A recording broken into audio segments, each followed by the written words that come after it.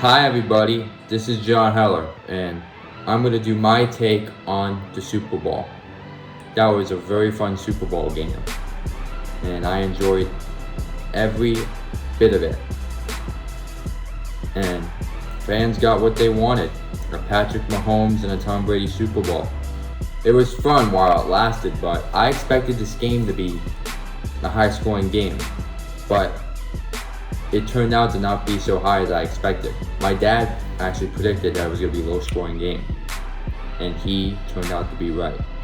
The Buccaneers defeated the Chiefs 22-9 due to a consistent performance by Tom Brady.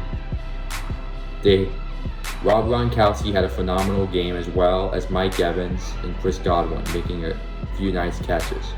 And Leonard Fournette ran a few big plays out there. He did a good job. He also scored a touchdown. And Antonio Brown scored a touchdown in the Super Bowl. Good for him. He's had a tough life, and it's been a difficult road for Antonio Brown. A lot of fans were expecting him to no longer play in the league. Well, he shut those haters down, and he put up a solid performance in the Super Bowl. And his mesh of Tom Brady really aged well. And Brown kept the chemistry going with Tom Brady in order to stay in the league. And that led to him winning a Super Bowl with Tom Brady. And Tom Brady, no one talks about his leadership. I think Tom Brady is I think he's good at sparking up the team. He is a workhorse every offseason. What I learned about Tom Brady is he has a diet, and he gets about 8 to 9 hours sleep. He wakes up at 5 in the morning, and he'll do work and he'll work out, and he'll look at film, not do much, and go straight to sleep. Tom Brady knows what he's doing. He has a daily routine each and every single day, which keeps him in good shape, and it's really paid off. Mahomes, yeah, he didn't perform his best, but despite them not scoring a touchdown, the offensive line, though, for the Chiefs, Mahomes looked like he had to run out there to save his life. I mean, it was difficult for him to get out of the pocket to throw the ball. The offense wasn't giving him enough time. He made a few phenomenal throws. Most of them were actually incomplete, but a few of them were spectacular throws, like impossible. Like, he made Aaron Rodgers-esque throws. I was really impressed with Mahomes and how he performed throughout the Super Bowl. Also, I have to give credit to Todd Bowles. He put together a phenomenal game plan. The goal the whole time was to pressure Patrick Mahomes, make him uncomfortable. And that is what exactly happened. Shaq Barrett, Jason Pierre-Paul, give credit to JPP. He actually lost a finger in a fireworks accident back when he was with the Giants. And doesn't seem like he's regressed one bit. He's still putting up great numbers, and he's still looking like his dominant self. So I have to give Jason Pierre-Paul a lot of credit. And Shaq Barrett this year proved that his 19.5 sack season was no fluke. He came back in Austin and had another great season. I expect the Buccaneers to retain Barrett, and I'm not surprised. Chris Godwin is a free agent, so I wonder if the Buccaneers are going to keep him or let him walk. I want to see my Giants look at Chris Godwin. They desperately need a number one receiver, and Godwin is a 1-2 type receiver. He's like number 2, but he could be a number 1 on a team. But number 2 is what he's better at. He's best at. Also, I would like to say that I also have to give credit to Byron Leftwich and Bruce Arians. They have done a phenomenal job. They both and Tom Brady weren't on the same page to start the season. They started off the season at 7-5, but since then they were 8-0 to end the season. thanks to Tom Brady and the coaches giving him what works best for Brady comfortably. They seemed to be on the right page at the end of the season and throughout the playoffs. They weren't, though, in the first half, but they built off that relationship, and that is what led to a lot better results. I've been noticing that and watching on what Brady has been doing, and with Tom Brady, it's best if Tom Brady call his own plays and what fits most comfortable with Brady. It seems like if your coach is not giving a play like a offensive set that Brady doesn't feel comfortable with, then he's not going to do well. He does well. He'll feel very comfortable though if they let him decide on what offensive scheme he wants. It seems Brady is somewhat comfortable in some set of offensive scheme. He is really comfortable with him, and that has made a big difference. The Buccaneers coaching staff struggled to start the season, but at the end really picked it up.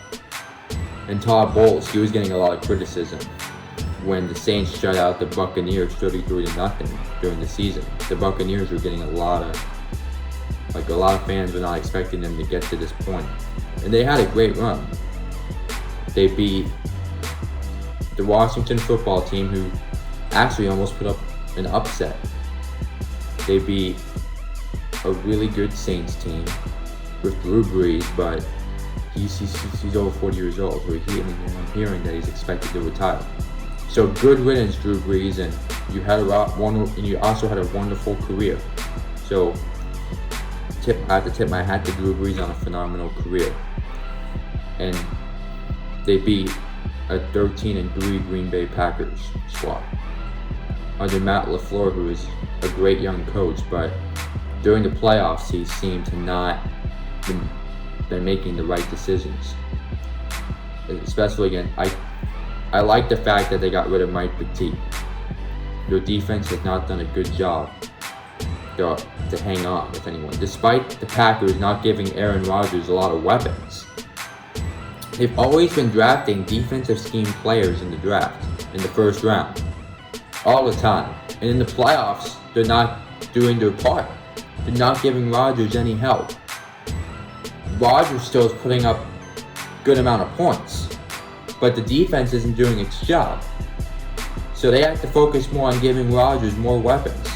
And the fact that you drafted a quarterback, yeah, I get Matt LaFleur like really set on Jordan Love. I really get that.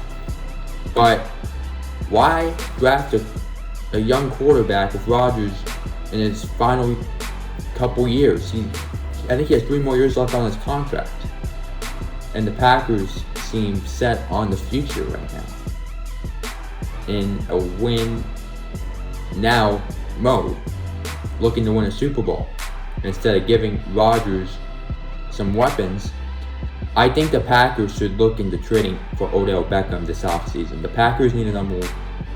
I think Davante Adams. I think he does have 1 more year left on his deal, but they need to get Rodgers more weapons ASAP. Odell Beckham would be a phenomenal trade target, and he would be a great fit for Aaron Rodgers. Odell would love to play with Tom Brady, but Aaron Rodgers and Odell would be a great fit. No one's talking about Odell and the Packers. I just can see that with Rodgers and Beckham meshing. And back to the Buccaneers. So they beat those 3 good teams, and then they were the underdogs against the Chiefs this Super Bowl. I personally called that the Chiefs were going to win this game because I thought their defense, I knew they had a good pass rush, but I did not know that their secondary was that good. Though Devin White, he's a phenomenal young player. He's going to be a Pro Bowl-esque player for now to the future. And they got Antoine Winfield Jr., who had a phenomenal rookie season. But I did not expect their secondary to hold up with this Chiefs offense. They got crushed the last game, the Buccaneers secondary. And they did a good job. Their game plan worked out. Gotta give the DBs coach credit. And the Buccaneers GM a lot of credit for building this whole foundation, this Buccaneers team up. So credit to them. And also I would like to point out that Aaron Rodgers, Packers, this is their last chance to win a Super Bowl for Aaron Rodgers next season. Rodgers is 38 next season. He's going to be 38 years old. There's not a lot of time left.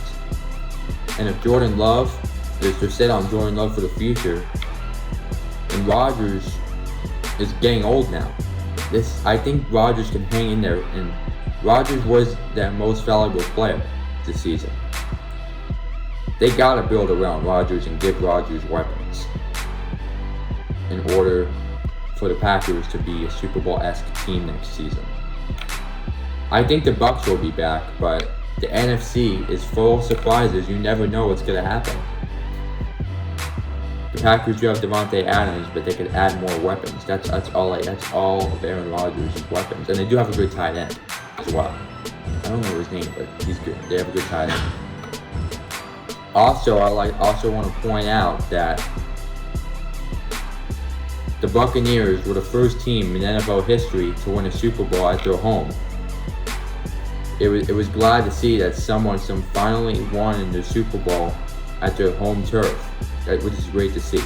And also, I predicted that this Super Bowl was going to happen between Mahomes and Brady. And it did happen.